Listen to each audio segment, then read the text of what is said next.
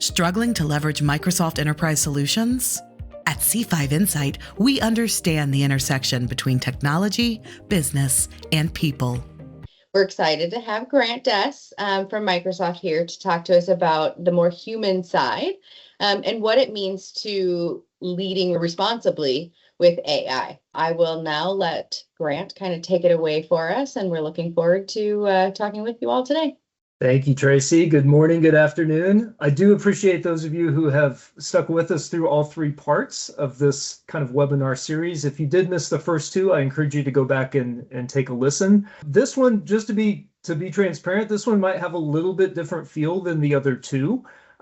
This is really the first two were a little more specific on the Microsoft's point of view, specifically around Frontier Firm, and even telling our own story, our customer zero story. Today's session is going to be a little bit more Grant's thoughts, so I want to be clear about that. And just some things I've observed in talking with customers, working with them on AI transformations. There's a lot of things that I think we learn from each other on, for sure. And just some things even that I've seen, throughout my own kind of AI journey. So that's some of what I want to share with you today. I hope the word leading doesn't scare you off, because if you're on this call and you're interested in AI and you're looking at maybe how to use that personally, to lead that for your organization, you are absolutely a leader, right? And so it's one of those where don't let a title get in the way. Don't let that dissuade you from, thinking about yourself as a leader in this. Again, so much of this technology is so new. We are learning by doing, right? We're learning from each other and how we go about this. And I encourage you to think of it that way as we go. So I wanted to start off with a little group exercise. Again, this is a little different than our first two webinars, but I want you to think a little about human qualities or traits that only humans do, right? Things that make us uniquely human. It's okay if it's something that AI can copy, right? AI is good at that. But think for a second, make a digital note. If you don't mind just popping those in the chat, maybe one or two of those ideas. All right, we've got a couple people saying empathy. Love that. I might be stealing that one. Emotions. Tracy says failure, which I love. Good one. Ability to love. Really good. Critical thinking, imperfections. We don't use M dashes. Thank you, Kyle. Or we don't anymore, right? Now we're scared to use an M dash because people are going to think AI made it. Intuition. Good. Thank you all for participating. I appreciate that. Kristen says fear. I like that one too. That's a good one. It's something that motivates us for sure, right? Good. So let me share my list with you, and this is by no way exhaustive. I actually worked with Copilot on it. Ironically, we argued about it a little bit about what we should or shouldn't include here. But here is my list, and it's actually changed over time. Even as I've talked about some of these things, I've taken a couple off over time, and I've added some. So I'll give you a second to look that one over. If you joined this AI session and you came expecting to learn all about AI and you're wondering why we're talking about things like fear and human emotions and empathy, I think this is a really important conversation, right? So for me, it's something where it comes back to why are we doing the things we do, right? If we think about why are we taking on AI projects? Why are we automating business processes and having AI help us make decisions and all these things? The why is critical, right? So thinking through what makes us uniquely human helps us use AI to actually amplify those human traits, those human qualities, rather than just simply replace them, right? The last thing we want to do, personally, I'm sure you feel the same way, the last thing I want to do is just replace all the things that I love doing as a human, right? Now, there are certain things that maybe I have to do for work or even, in a personal life that I don't love doing, but they just have to get done. They're kind of mundane. I do them a lot. It's repetitive. Those are really great things to give to AI, right? Hey, go do these tasks for me. Meanwhile, I'm going to have more time and headspace to be creative, right? I can spend more time, using my imagination, using critical thinking. Hopefully not fear necessarily, but I think it's one of those where it gives me time and space to even be in uncomfortable situations, right? And that's going to help me grow as a human. And those are things that AI can actually help me uncover. A lot of times I even use AI to help me organize my thoughts as I'm trying to be creative and empathetic and imperfect and all these other things that we see on the list, right? So I encourage you to keep thinking about that, as you've started the list today. Go back to that even over time as you use AI. I encourage you to consider some of those different things that make us human. I do want to talk. This is actually our agenda for the day. I'm going to talk about 3 of these things, and I could have probably chosen any 3. We're going to talk though a little about empathy. So I'm glad a few of you mentioned that in the chat. We're going to talk about imperfection. I think Tracy mentioned failure, very similar. And then we'll talk about leadership as well as we get started. So one thing in an AI book I was reading recently, it talked about step 1 is always inviting AI to the table, right? If you have a new task, if you have a new project, if you're just doing something that you always do, trying to inject AI into that and seeing what happens, right? And I think as we do that, there's going to be some of these things like we inject it and we say, "Ooh, this feels weird," right? This might be too much. Or we inject it and we're like, "Man, the AI really helped me do this better or faster, or it helped me think in a whole new way." Those are the things we want to keep using it for, right? So there's a little bit of trial and error when it comes to some of these things. And I think that's true even at work, right? Even in organizations. Okay, so first of all, with that said, thinking through empathy, it's probably one of the most undervalued skills, in my opinion, even in a corporate setting, right? Being able to see the world from other people's eyes, being able to listen, being able to think outside of just your own opinion and take in other perspectives. I think it's so important. And for me personally, just an example of this, I had a team of technical specialists for a time here at Microsoft, and my one-on-ones were terrible, right? I'm just going to be transparent with you.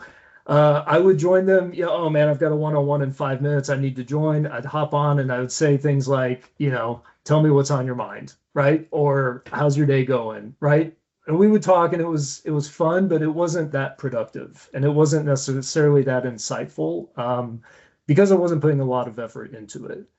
So I injected AI into that process, right? And I'm going to share with you a prompt I used, and this one's real, so I took some of the names out. But hopefully you can read this. It's kind of hard to see, but I'm basically saying like summarize the last 2 weeks, right, of my interactions with this person and help me prepare for this one-on-one that I have in 3 minutes, right? And so what it's doing, of course, with Copilot, right? If you've got that full license, it's looking at all your team's meetings. It's looking at team's conversations that I had with that person. It's looking at emails that we were on together, calls with customers that we were on together, things like that. And it's giving me this nice summary. So first off, it gives me some things that I would kind of expect, right, in terms of work itself. And so let me get my laser up here. Looking at like program overviews, team calls, workshops that this individual was on, that's all great, right? Some things that we were on together and sharing. But then if you look down here, it starts getting into like personal updates, right? So this person's been sick for the last week and a half, right? They're getting over that. Maybe, if I wasn't paying much attention, I might look at some of these things and think, oh, maybe some of this activity's light for the week, right? Well, before I just go in hard about that, let's look at the context, right? This person's been sick. We also see that, Ramadan's coming up for them. They're going to be fasting every day during the day for the next 30, right? Like almost the next month.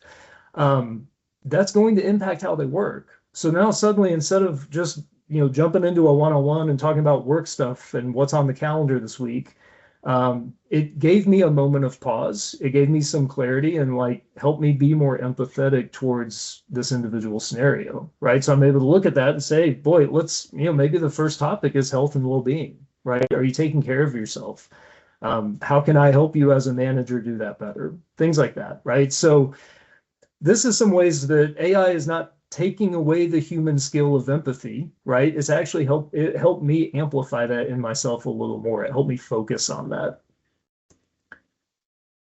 Okay, so the next one is imperfection. I hope it's not news to anyone that we are imperfect.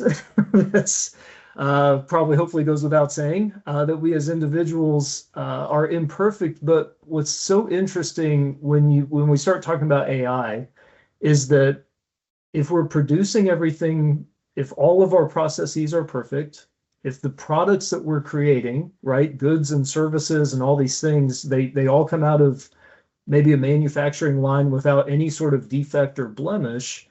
Um, in some ways, that's what we want, that's what we expect. But there's this whole thought out there that as those things happen, AI is actually, it might cause us to appreciate human, like it gives us a newfound love, right, for human made goods and services.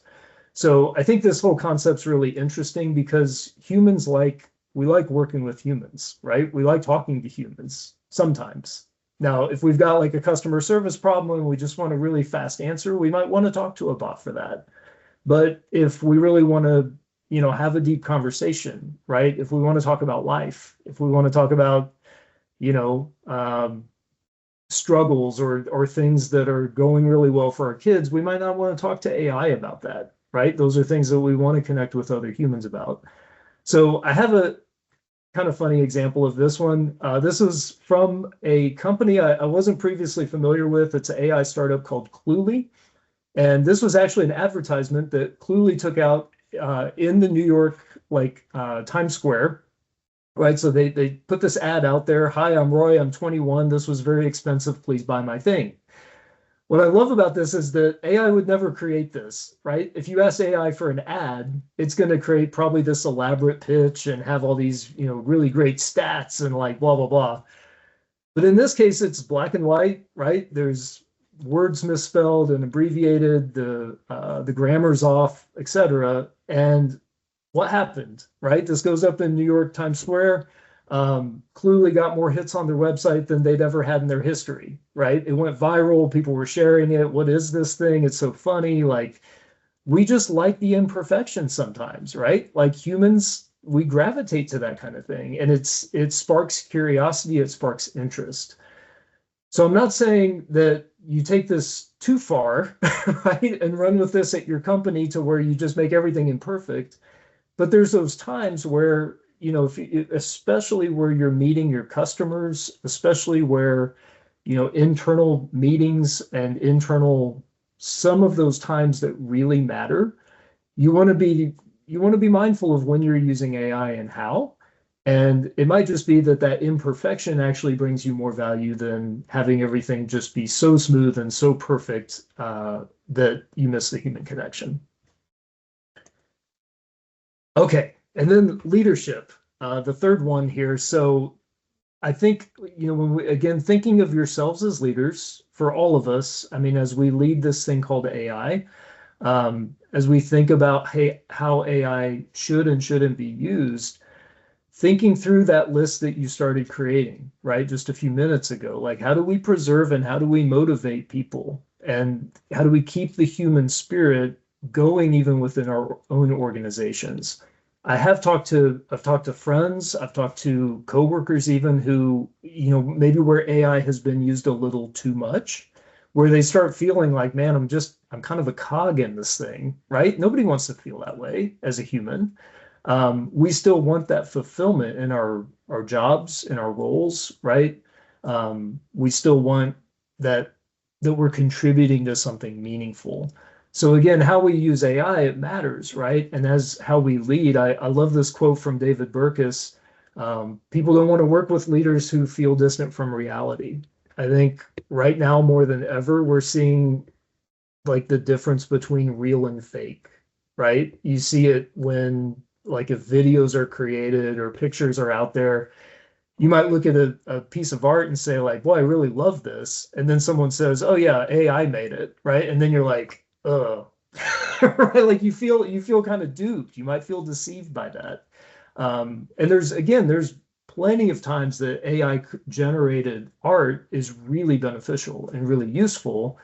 But if we're putting that up on a pedestal as though like it was a human created thing and it's not, now suddenly we feel that tension between real and fake. And where I'm going with this is that in relationships, it's the same way, right? In corporate settings, it's the same way.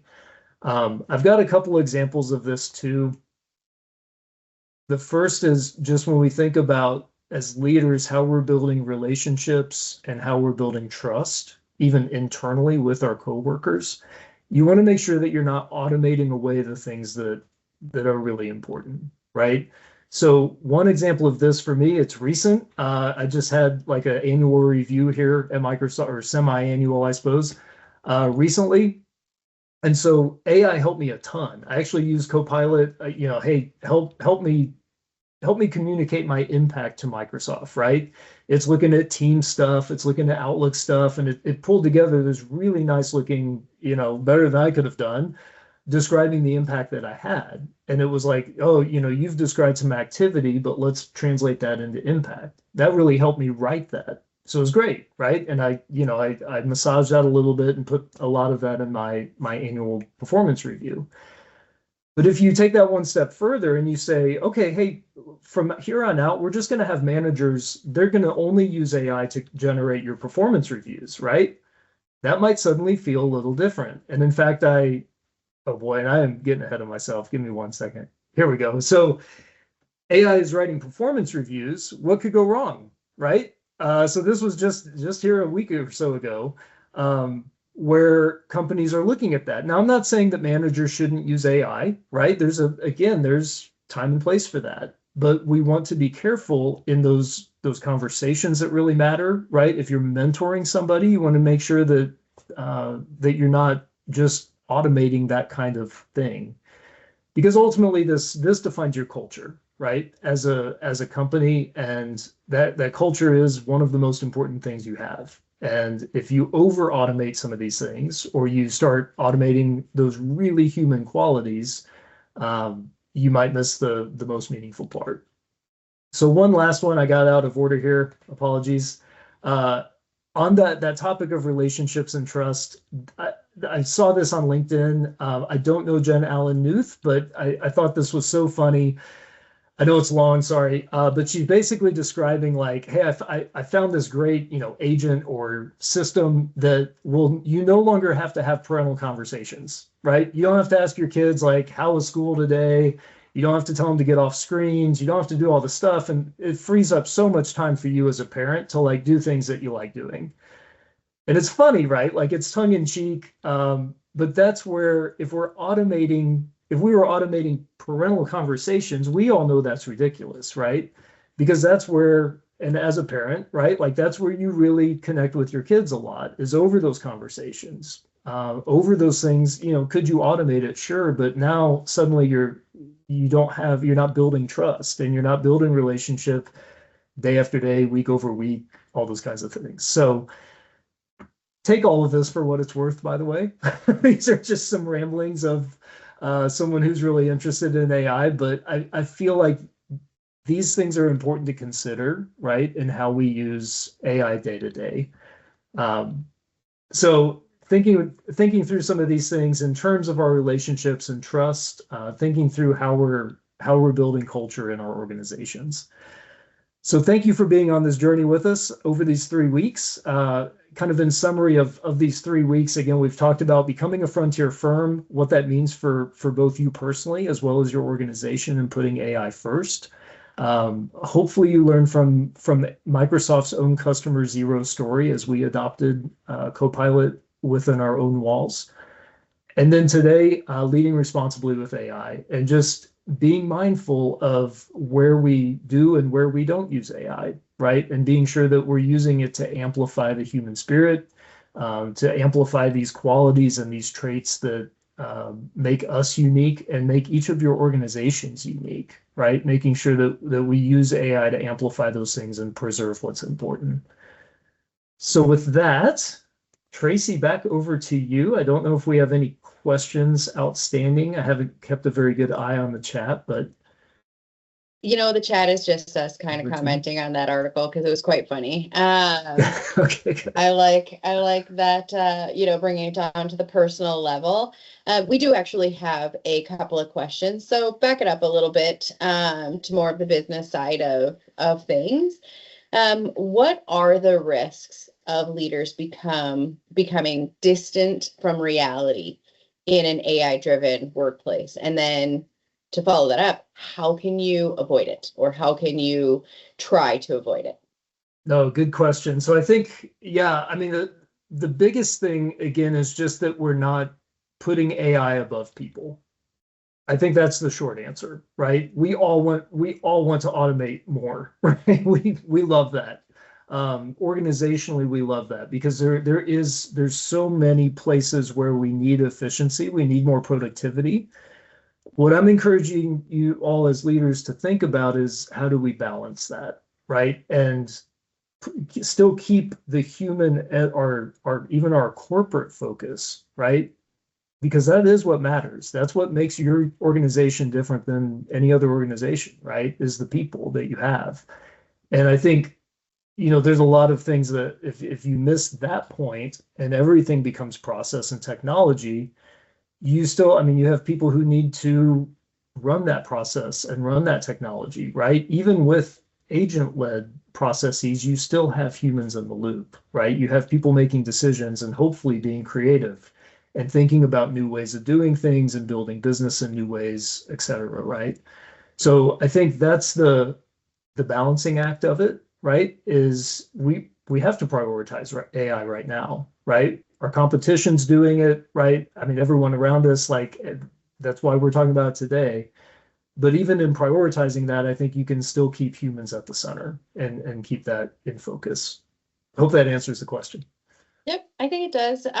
Just to add on to it a little bit, I mean, one thing that we've done a lot, what we really talk to people about is, and you talked about it in some of your previous sessions, is utilizing it for, like you had done, the research side of things and understanding. One thing that we talk about a lot with individuals as you're doing this is be very involved. So you might use AI to do the research, to support you, to help you, to be that co-pilot, right? We talk about that a lot. But as you're in meetings and team meetings and one-on-ones, to make sure to stay more aligned, be involved, really listen, really understand, don't let AI take the notes, and get the summary later. Be involved in those meetings and then use AI afterwards to kind of help summarize and stuff afterwards. So those are some of the things that we do as well. We've got a few minutes. One quick question. I don't know if it's a quick question, but how can organizations balance innovation with ethical considerations when integrating AI into their workflows? Yeah, that's probably a longer conversation, right? I think keeping the ethics at the forefront is obviously it's critical, right? And thinking through, we want to make sure that we automate the right kinds of processes, right? If there's a lot of gray in a decision and the consequences are vast, right? Like if those consequences could mean a ton of risk, that's not the first place I would inject AI, right? Or maybe you have AI teeing some of those things up, but then you have, it's coming once you've gathered data or information, you have a human then making a critical decision, right? You're not leaving that to AI yet, right? And maybe as those decisions are made over time, you can train AI, right, to understand those nuances more. And I know, from a Microsoft perspective, even as we design a lot of this software, ethics is a huge piece of that, right? Making sure that we remove things like biases, right? If I heard this even from like a healthcare perspective, right? Do you really want your doctor getting a summary of notes of a meeting about your health and just, assuming that summary has everything right, or that he read the right lines, he or she read the right lines and, made decisions from there? Of course not, right? You want them to be in depth in that. And so I think some of those can be really subtle. They can be subtle differences, but the impact can be very, very, very important.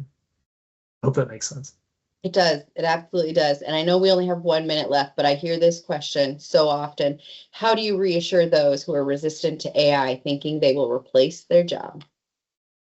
It's a great question. And we touched on it a little bit even last week with the Microsoft story. My advice is to come back to the why.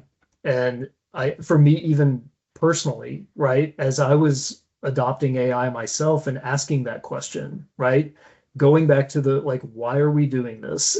So I think corporately, right, if you're leading some of the charge on, on AI change management, on adoption, focusing on why are we doing this as an organization and why are we asking you to take this on? Even from a standpoint of like, hey, here's some ways that it could change your career, right? And I use the word change because it's evolving all of our careers in one way or another. That can be a positive thing, though. That doesn't just mean you're going to be without a job in 6 months or something. It's more like if that's changing your role, let's address that head on. Let's help you even prepare for these things. And like we just talked about, the human qualities, right? This might open up a whole new way for us to think and thrive. Where I've talked to a few folks who said, yeah, now that I'm using AI more and more, I'm actually falling back in love with the job I was meant to be doing, right? Like I was hired to do this thing and I had so much admin work or other stuff on top of it. AI was able to pull a lot of that back again for me. I'm able to refocus on what I was really hired in the first place. I think that's powerful, right? But Yeah. it comes back to that why. Yeah, absolutely. And I honestly think start small, because as people start small. using AI, they realize it's not going to replace their job. It's just going to make it so much easier. So start with the little things that'll help them. Thank you so much, Grant, for the 3-part series. We'll look forward to seeing everybody in future webinars.